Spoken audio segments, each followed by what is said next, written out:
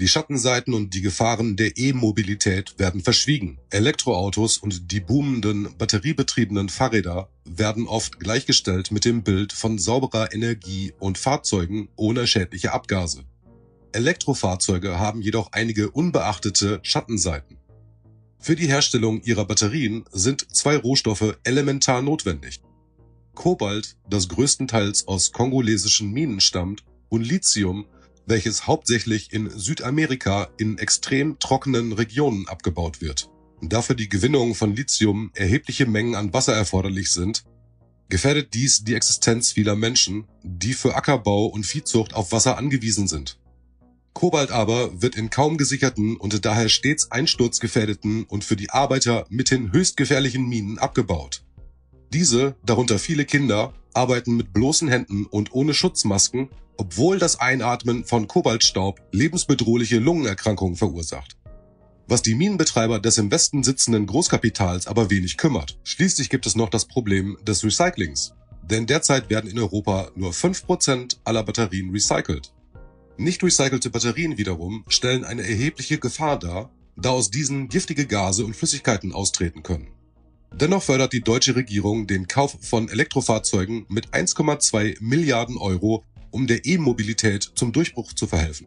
Ein ebenfalls gravierenderes Problem der in diesen E-Fahrzeugen üblicherweise verbauten Lithium-Ionen-Batterien ist, dass diese bei einem Brand nur unter Sauerstoffabschluss gelöscht werden können. Da die Feuerwehren derzeit in keiner Weise mit den dafür benötigten Spezialfahrzeugen ausgestattet sind, können brennende Elektrofahrzeuge bis dato gar nicht gelöscht werden. Sie stellen somit ein unkalkulierbares Gefahrenpotenzial dar. Die Feuerwehren werden Millionen investieren müssen, um diese künstlich heraufbeschworene Sicherheitslücke schließen zu können. Da die Bevölkerung nicht offen und ehrlich über die Gefahren und die tatsächlichen Kosten der E-Mobilität informiert wird, geht es offensichtlich wieder einmal darum, mit möglichst geringem Widerstand ein politisches Ziel durchzusetzen.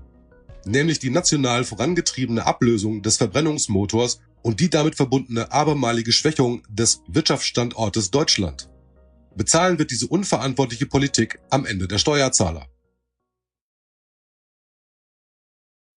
Die Demokratische Republik Kongo ist mit 2,3 Millionen Quadratkilometer der zweitgrößte und mit 80 Millionen Einwohnern der viertgrößte Staat Afrikas.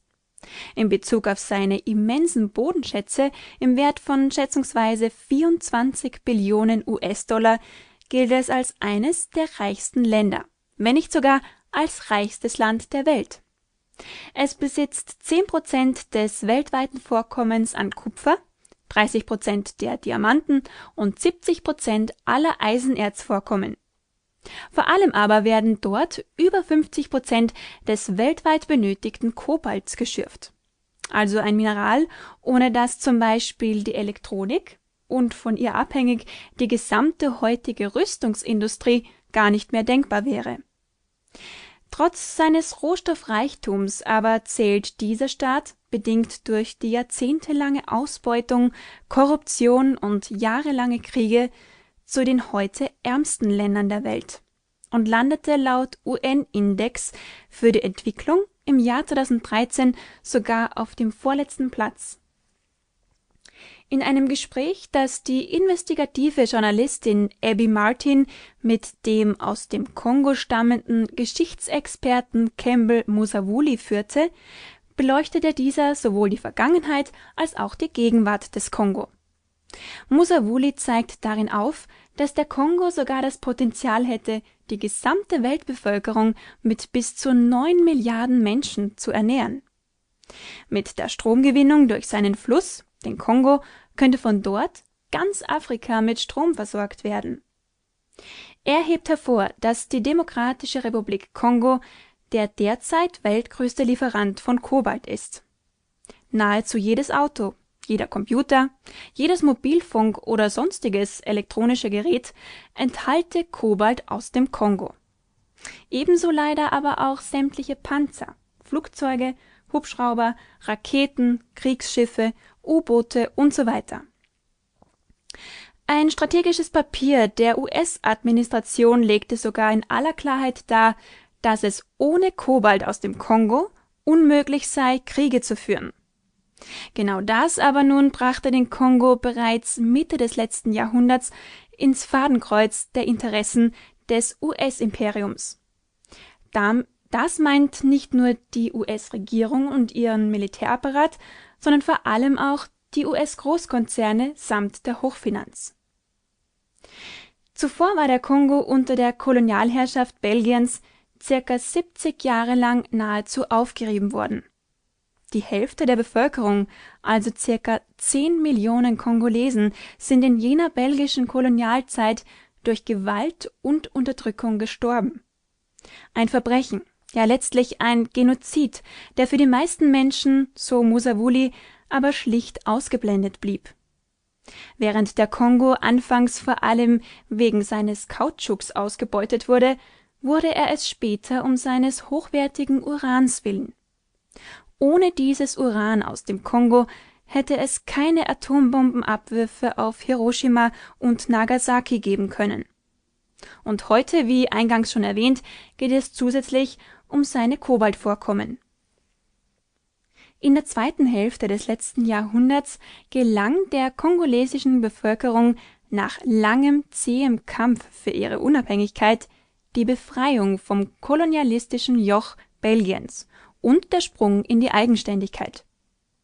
Die stärkste treibende Kraft in dieser Unabhängigkeitsbewegung und erster demokratisch gewählter Ministerpräsident war Patrice Lumumba. Eines seiner Hauptziele war, die Ressourcen des Kongo sollen vor allem den Kongolesen zugutekommen. Von ihm stammte auch der Plan eines komplett befreiten und vereinigten Afrikas, der Vereinigten Staaten von Afrika. Für den Kongo schien endlich eine glückliche Zeit anzubrechen. Doch dazu sollte es nicht kommen. Lumumba wurde 1960 in einem von US-Geheimdiensten initiierten Putsch gestürzt und kurze Zeit später ermordet. An seine Stelle gelangte Joseph Mobutu an die Macht, ein US-gesteuerter, CIA-gestützter Diktator. Damit begann eine neue Phase der Kolonialherrschaft, nur diesmal unter US-amerikanischem Joch. Zwar in verdeckter Form, aber für die Kongolesen nicht minder bitter. Mobutu gewährte den US-Konzernen unbegrenzten Zugriff auf die kongolesischen Ressourcen. So ging die Plünderung des Landes ohne Unterbrechung weiter. Als dann aber auch Mobutu nicht mehr so funktionierte, wie es die US-amerikanischen Interessenskartelle wünschten, wurde gleichfalls auch er beiseite gesetzt. Es folgten vielerlei gleichermaßen US-gesteuerte Bürgerkriege, bei denen abermals ca. 6 Millionen Kongolesen zu Tode kamen. Bis zum heutigen Tag hat der Kongo nicht ansatzweise mehr die Freiheit, die sein erster demokratisch gewählter Ministerpräsident Patrice Lumumba vor nun bald 60 Jahren durch seine Unabhängigkeitsbewegung für kurze Zeit erkämpft hatte. Fazit: Dieser moderne US-Kolonialismus geschieht mittlerweile weltweit stets nach ein und demselben Muster. Ein Land gerät wegen seiner Ressourcen, seiner strategischen Lage oder einfach, weil es zum unliebsamen Konkurrenten erklärt wird, ins Fadenkreuz des US-Imperiums.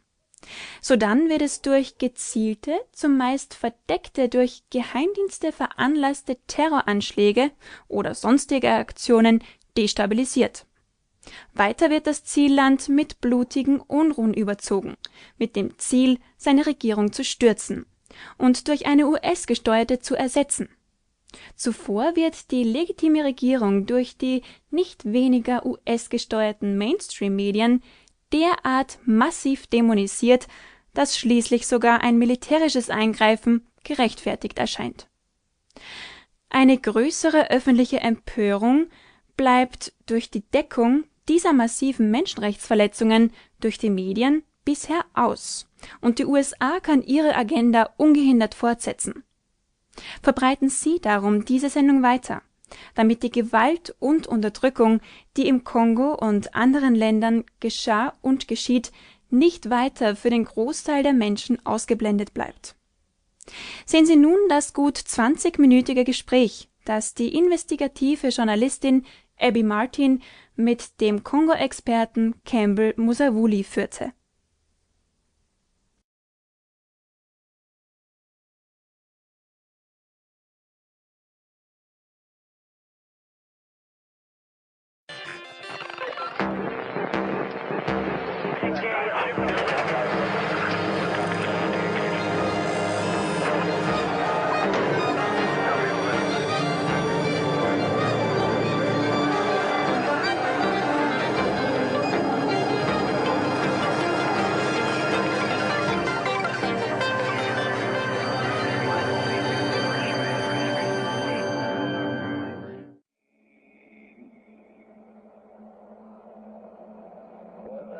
Vor 10 Jahren warf das Imperium seinen Blick auf eine profitable Region der Welt, auf den Kontinent, den es einst als Captain des Sklavenhandels plünderte. Ein neues, großes militärisches Kommando wurde geboren, AFRICOM. AFRICOM umfasst 53 afrikanische Länder, darunter auch Inseln und alle Ozeane. Es besteht aus 4 Hauptkomponenten, alle mit interessanten Namen: US Army Africa, US Naval Forces Africa, US Air Force Africa, US Marine Corps Africa. Auch wenn die US-Präsenz auf dem afrikanischen Kontinent größtenteils humanitär daherkommt, hat AFRICOM-Offizier Rick Cook zugegeben, dass die USA in Afrika seit Jahren schon im Krieg sind, mit einer Reihe von Drohnenbasen sowie Lagern und Einrichtungen, in denen die amerikanische Tradition fortgeführt wird, Proxy-Militärs auszubilden, die für abscheuliche Menschenrechtsverletzungen und geheime Operationen zuständig sind.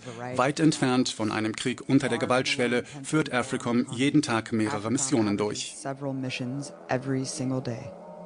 Jedes Imperium wollte Afrika aus dem gleichen Grund besitzen, sein unermesslicher Schatz an Mineralien und Rohmaterialien. Viel von diesem begrabenen Schatz konzentriert sich in Afrikas Süden, in der Demokratischen Republik Kongo. Sie ist die Heimat von 80 Millionen Menschen mit 250 verschiedenen ethnischen Gruppen und über 700 verschiedenen Sprachen und Dialekten. Mit seinen unerschlossenen Mineralien gilt es als das reichste Land der Welt mit Reserven im Wert von 24 Billionen $. Der Kongo hat 10% des weltweiten Kupfers, 30% der Diamanten und 70% des weltweiten Koltans. Und er produziert über 50% des weltweiten Kobalts. Unter den Kongolesen, die buchstäblich ihr Leben in den Kobaltminen riskieren, sind Zehntausende noch Kinder. Sie arbeiten 12 Stunden am Tag für $1. Westliche Bergbaugiganten bezahlen örtliche Milizen für illegale Grabungen und verdienen Millionen an diesem kriminellen Geschäft. Darunter Adestra Minerals und Bechtel Incorporated. Ich sprach mit Kambale Musavoli, dem Sprecher der Freunde des Kongo, über den Ressourcenkurs des Landes und wie Imperien die Region geformt haben. 1982 hat das Congressional Budget Office einen Bericht herausgegeben mit dem Titel Kobalt – Politikoptionen für ein strategisches Mineral. Darin hebt es hervor, dass ein Kobaltmangel offenbar eine Bedrohung der nationalen Sicherheit der USA ist. Was ist Kobalt und wie wichtig ist dieser Bericht? Der Kongo ist weltweit der größte Produzent von Kobalt. Selbst wenn wir das Tempo drosseln, sind wir noch immer der größte Kobaltproduzent der Welt. Es gibt eine hohe Wahrscheinlichkeit, dass die Batterie in deinem Auto, in deinem Telefon, deinem Fernseher, die gesamte Elektronik, die du benutzt, Kobalt aus dem Kongo enthält. Aber niemand weiß das. Das Dokument, von dem du sprichst, ist sehr speziell. Wenn man sich die Kobaltpolitik ansieht, dann sehe ich 2 Aspekte. Zum einen die Verwundbarkeit. Der Grund, aus dem sie diese Kobaltpolitik eingeführt haben, war ein Kobaltmangel im Kongo. Das wurde von einer Rebellion verursacht. In den späten 70ern gab es eine Rebellion, die den Kobaltabbau im Kongo gestört hat. Das hat die Leute in den USA beunruhigt. Die Amerikaner haben es durch einen Farbfernsehermangel 1980 und 81 gemerkt. Die Konsumenten wussten nicht, warum es diesen Fernsehermangel gab. Das hing direkt mit dem Kobalt im Kongo zusammen.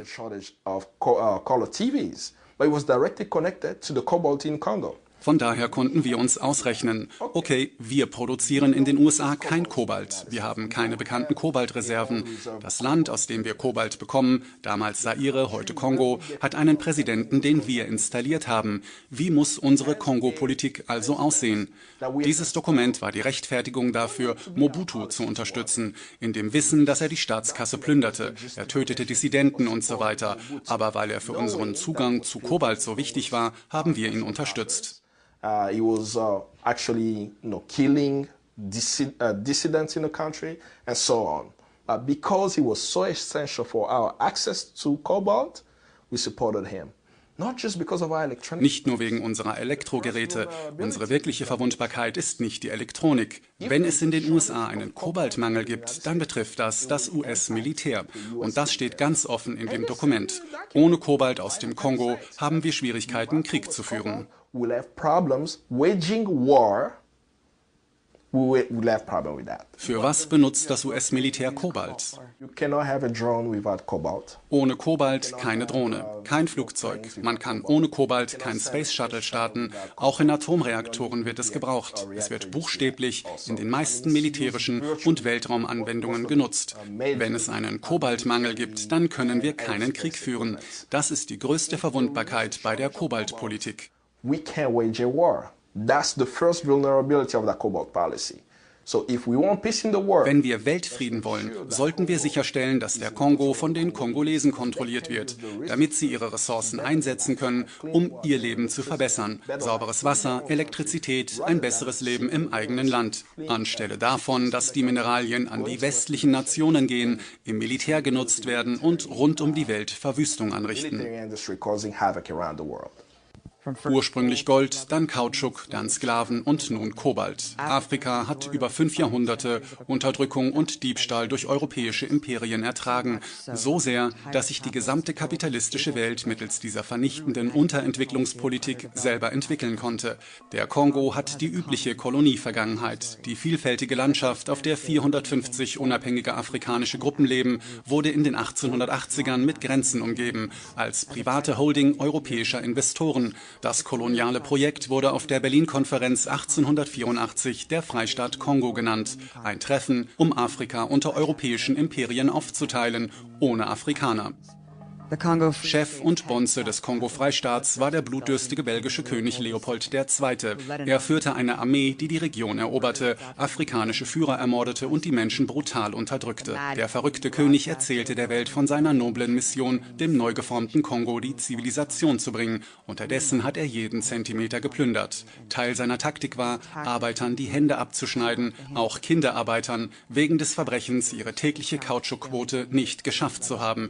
Leopold und seine Kommandeure ermutigten die Soldaten sogar, abgeschnittene Hände als Zeichen des Erfolgs zu sammeln. Am 26. Februar 1885 unterzeichnete Sanford im Namen der USA das Dokument, in dem es heißt, dass sie dieses riesige Land mit Namen Kongo an Leopold II. Geben. Leopold kontrollierte das Land. Er war ein Konzernmogul. Ich kann ihn mit Donald Trump vergleichen. Er sagt, ich brauche Grundbesitz. Ich habe ein winziges Land mit Namen Belgien. Ich brauche ein Land mit so vielen Ressourcen. Und sie gaben ihm dieses Land.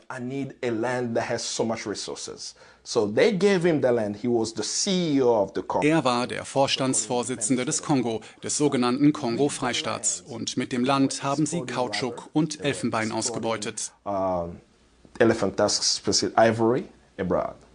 Während dieser Zeit sind in etwa 10 Millionen Kongolesen gestorben. Es war Sklaverei der Moderne. Ich weiß nicht, ob man das so sagen sollte, denn Sklaverei ist Sklaverei.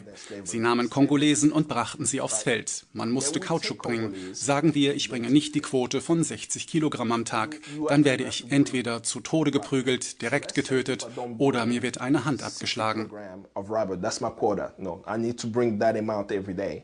Either I will be beaten to death or killed, or my hand will be chopped off. And because of the brutality, wegen dieser Brutalität sank die Bevölkerung des Kongo in dieser Zeit von 20 Millionen auf 10 Millionen. Aber die Welt wusste nichts davon. Alles, was wir wussten, war, dass Ford diese tollen Autos baute, mit tollen Reifen. Nie haben wir hinterfragt, woher amerikanische Geschäftsleute das Kautschuk hatten. Wir haben einfach gesagt, dies ist die industrialisierte Welt. Wir haben all diese Materialien und wir fragen nicht, woher sie kommen. Es hat aber eine Bevölkerung direkt betroffen, die während eines Zeitraums von 10 Jahren halbiert wurde. Und weil es zu dieser Zeit Menschen gab, die etwas dagegen sagten, wurde Leopold der Kongo wieder weggenommen. Er wurde aber nicht den Kongolesen zurückgegeben, er wurde Belgien gegeben. Von 1908 bis 1960 stand der Kongo unter belgischer Herrschaft. Wenn man sich Archivaufnahmen der belgischen Herrschaft ansieht, dann sieht man Videos, in denen weiße Belgier vor Klassen sprechen, den Kongolesen die Zivilisation beibringen. In Belgien wurden alle diese Propagandavideos gezeigt, in denen sie buchstäblich sagten, sie bringen den Kongolesen die Zivilisation. Wie man isst, wie man Türen öffnet, wie man einen Ford benutzt. So leben Menschen. Und wenn Belgier das gesehen haben, dachten sie, wir machen in Afrika eine tolle Arbeit. Wir zeigen den Menschen die Zivilisation. Keine Frage darüber, dass das Uran, das in Hiroshima und Nagasaki genutzt wurde, aus dem Kongo kam. Die Belgier holten es aus dem Kongo und gaben es dem Manhattan Project in New York City. Es war Uran aus dem Kongo. Es steht außer Frage, dass für den Marshallplan, um Europa wieder aufzubauen, das Kupfer des Kongo essentiell war. Sie wurden nicht als Bürger, noch nicht einmal als menschliche Wesen behandelt. Das hat dann dazu geführt, dass sich die Menschen erhoben haben, nicht nur im Kongo, sondern während der Kolonisierungsperiode auf dem gesamten Kontinent. Denn sie sagen, Moment mal, ich bin ein Mensch, warum werde ich nicht auch so behandelt? Viele Afrikaner, speziell im Kongo, viele junge Menschen erhoben sich. Und so stieg Patrice Lumumba auf. That's how Patrice Lumumba rose to prominence. Premierminister Lumumba war Teil der Periode des nie endenden Widerstands gegen den Kolonialismus. Von den 1940ern bis zu den 80ern bildeten die kolonisierten Menschen in ganz Afrika politische Parteien. Sie führten den Kampf für Selbstbestimmung und verjagten die europäischen Herren. Von Angola über Guinea bis Südafrika. Unabhängigkeitsbewegungen inspirierten die unterdrückten Menschen überall. Der Kongo war keine Ausnahme. Che Guevara riskierte sogar sein Leben auf dem Schlachtfeld, um bei der Befreiung des Kongo zu helfen.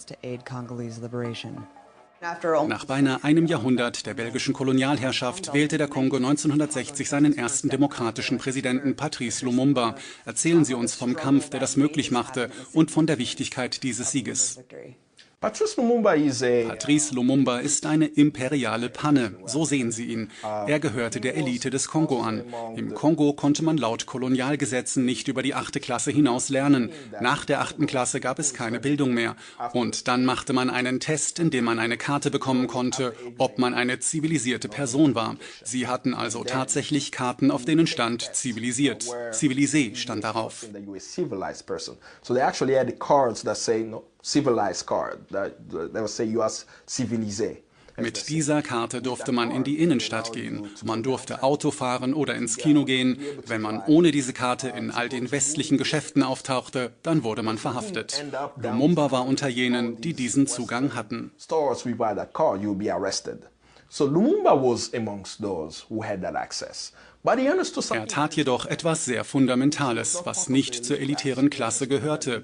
Er verstand, dass wir unser Land nicht kontrollierten. Er sprach für die Dorfbewohner und machte das Problem der Souveränität des Landes bekannt. Er verstand, wie wichtig es ist, dass sich Afrika vereint. Er erkannte den Platz des Kongo in der Einheit Afrikas. Er forderte die sofortige Unabhängigkeit. Es gab keinen Grund, warum ein Belgier innerhalb des Kongo Kongolesen schlagen und sie inhuman behandeln sollte. Wir sind erwachsen und können unser Land selber kontrollieren.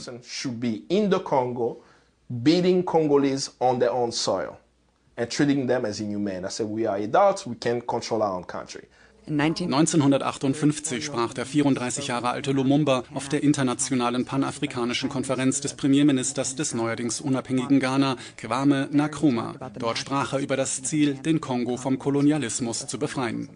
Während des Panafrikanischen Kongresses entwarf Kwame Nkrumah den Plan für die Vereinigten Staaten von Afrika. Raten Sie, wo die Hauptstadt war? Kinshasa. Damals hieß sie Leopoldville. Sie hatten verstanden, wenn der Kongo frei wäre, dann wäre Afrika frei. Sie sahen den Kongo mit seinen Ressourcen als das Herz, das seine Energie über den Kontinent verbreiten würde. Der Fluss Kongo kann Elektrizität für den gesamten Kontinent erzeugen. Das wissen wir. Er wird jedoch nicht genutzt. Mit seinem Ackerland hat der Kongo das Potenzial, bis 2050 die gesamte Welt zu ernähren, wenn die Weltbevölkerung 9 Milliarden Menschen beträgt. Und Afrikaner haben noch nicht einmal Zugang zu Nahrung.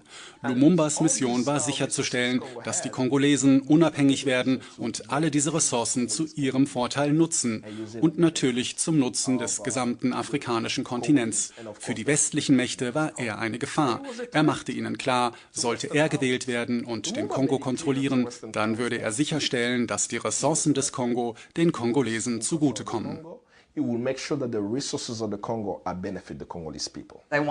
Erklären Sie bitte, wie Lumumba 1961 in einem vom Westen unterstützten Putsch gestürzt und durch den antikommunistischen Militärdiktator Mobutu Seko ersetzt wurde. Welche Mächte machten das möglich?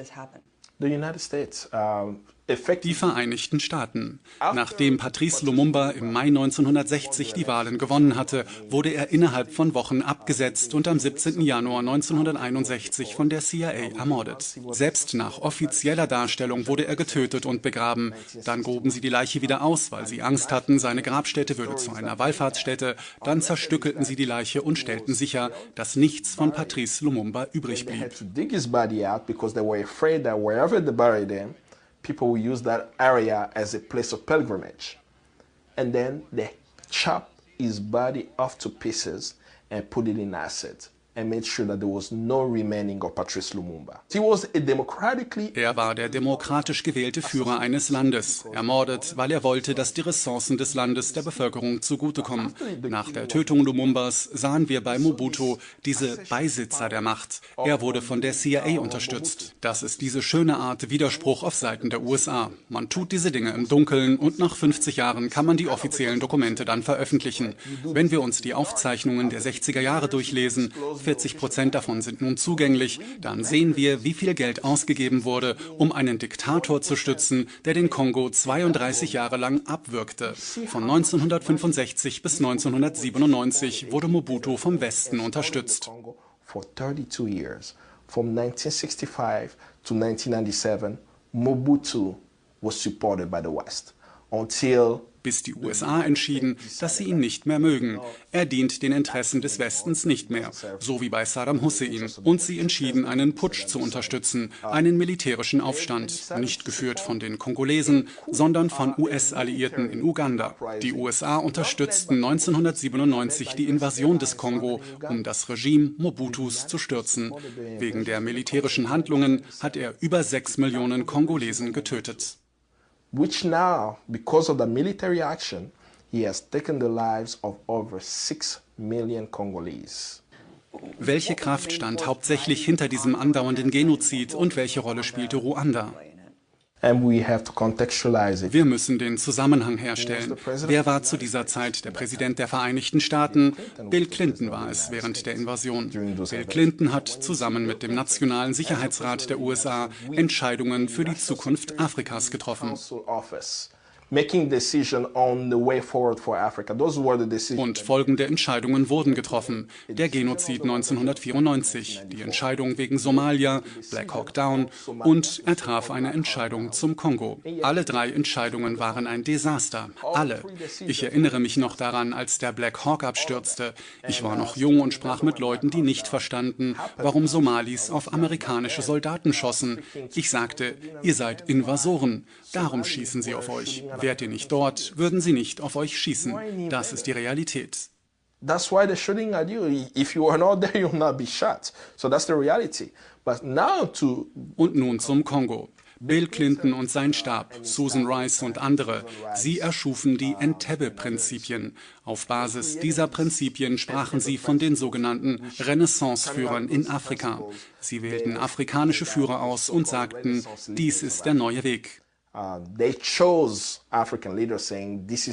dem Kalten Krieg und dem Sturz der Berliner Mauer brauchte Afrika eine neue Art Führer. Mobutu war ein Agent aus dem Kalten Krieg. Er war Präsident des damaligen noch Zaires und gewährte den USA unbegrenzten Zugang zu den Ressourcen des heutigen Kongo. Als die Mauer fiel, brauchte man Mobutu nicht mehr. Lasst uns die Region neu formen. Um Mobutu zu entfernen, entschieden die USA 1997, ihre Alliierten in Ruanda und Uganda bei der Invasion des Kongo zu unterstützen. Sie entfernten Mobutu und installierten Laurent Kabila.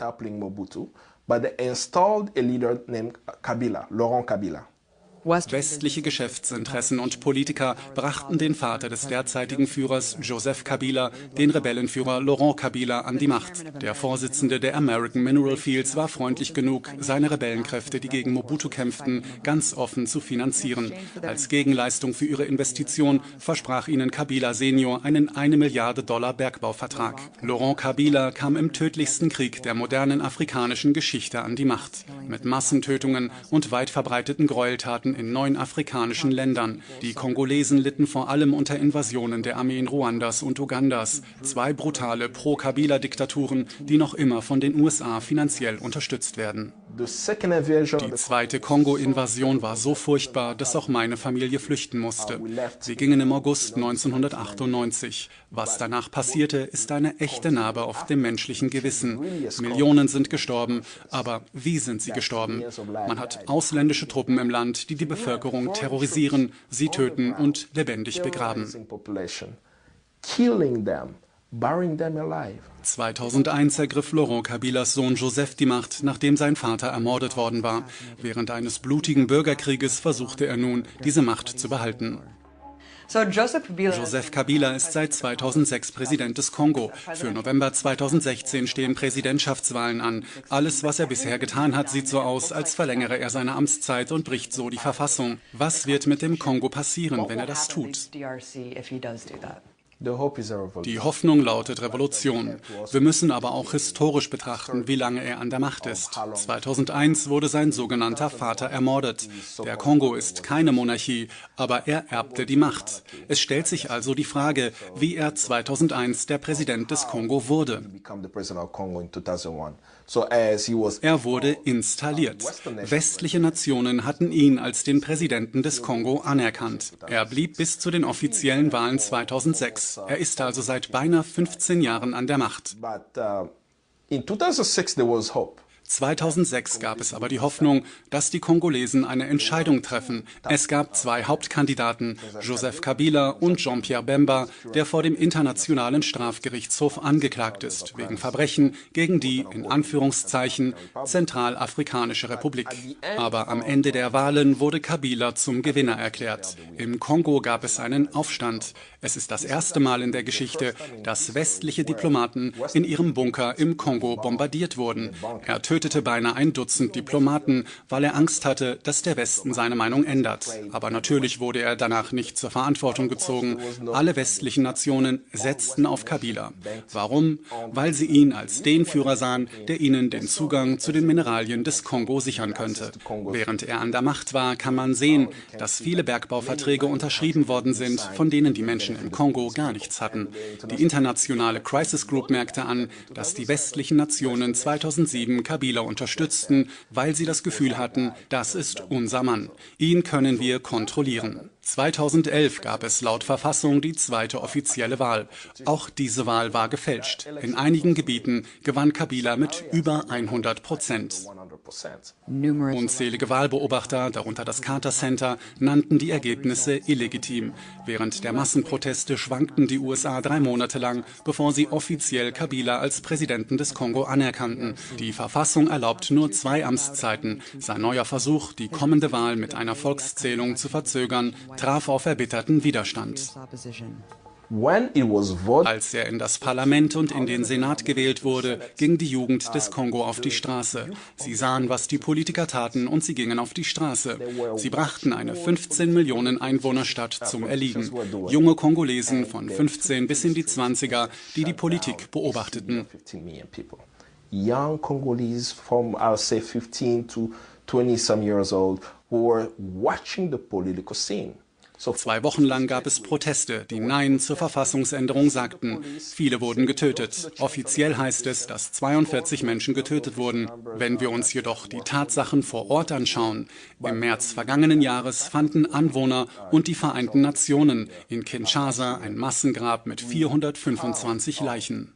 Even the locals, the United Nations, found a mass grave in Kinshasa with 425 bodies.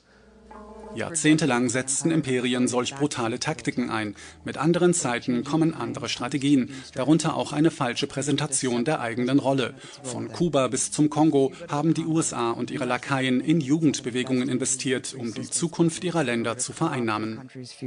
Welche Rolle spielt USAID und die Initiative Young African Leader? Young African Leader wurde 2010 gegründet. Es war eine Reaktion Obamas auf afrikanische Führer. 2010 feierten viele afrikanische Länder das 50. Jahr ihrer Unabhängigkeit. Er wollte das Image präsentieren, dass er nicht diese Machthaber unterstützt. Er werde die Jugend unterstützen. Also dieses Bild davon, hier junge afrikanische Führer hervorzubringen und ihnen zu sagen, ihr seid die zukünftigen Führer eurer Länder. Das Problem damit ist, dass das leider eine elitäre Gruppe schafft. Man holt junge afrikanische Führer hierher. Man stellt Kontakte zwischen ihnen und Institutionen in den USA her. Man lehrt sie amerikanische Politik. Ich traf 2010 einen dieser Jugendlichen. Er zeigte mir Videos, wie sie den ganzen Tag damit verbringen, Föderalismus zu studieren. Ich fragte mich, warum lehren sie euch Föderalismus? Capitol Hill, Institutionen in Washington, warum zeigen sie euch, wie das föderale System in den Vereinigten Staaten funktioniert? Es ist sehr problematisch, dass ihr die jungen Leute dorthin bringt.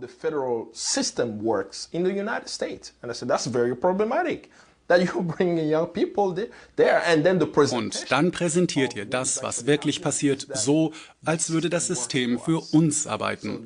Diese jungen Leute kehren dann zurück und sagen, ich habe Gesetzgeber getroffen, Leute auf dem Capitol Hill, und so funktioniert das. Sie sehen aber nicht die inneren Probleme im politischen System der Vereinigten Staaten. Ich verstehe, was gut daran ist, die Jugend zu stärken. Wenn die USA jedoch ein Netzwerk aus 100.000 jungen afrikanischen Führern betreiben, dann ist das problematisch. Wenn China ein Netzwerk aus 100.000 jungen Amerikanern betreiben würde, dann würden die Amerikaner sich dagegen aussprechen. Wir haben Sorgen, dass dieses Land so etwas tut. Und wir sprechen hier nicht von einer NGO, wir sprechen von der US-Regierung. I said, I have concern that this country is doing such and such, because we're not talking about an NGO, we're talking about the United States government. Die Hälfte der Bevölkerung im Kongo ist unter 18 Jahre alt und die Mehrheit von ihnen sind Frauen. Wir wissen, dass jede Veränderung, die im Kongo passiert, über die Jugend und über die Frauen passieren wird. Wenn man die US-Regierung ist und dieses Potenzial sieht und man hat Interesse an diesem Staat, es könnte ja neue Führer im Kongo geben, zu denen man keine Verbindungen hat, die dann Entscheidungen abseits der eigenen Interessen treffen. Darum will man sicherstellen, dass man diese jungen Führer schon in der Tasche hat. Das ist eine Wiederholung der Geschichte. Denn die USA haben schon in den 1960ern die gleiche Karte gespielt. And this is a repeat of history, because the United States played the same card in the 1960s. Wie sieht die Lösung aus? Wie können wir von innerhalb des Imperiums Solidarität aufbauen und den Kongolesen helfen, die Kontrolle über ihre Ressourcen zu übernehmen? Die Amerikaner können helfen, indem sie eine wahre, eine echte Demokratie haben. Denn das Imperium hat so viele Tentakel. Wir können im Kongo Erfolg haben und mit einer Revolution das Land verändern. Das bedeutet aber nicht, dass das dann auch im Tschad der Fall sein wird, in Afghanistan und überall auf der Welt, wo die Menschen ein besseres Leben und bessere Möglichkeiten möchten. Es beginnt alles hier. It all starts here.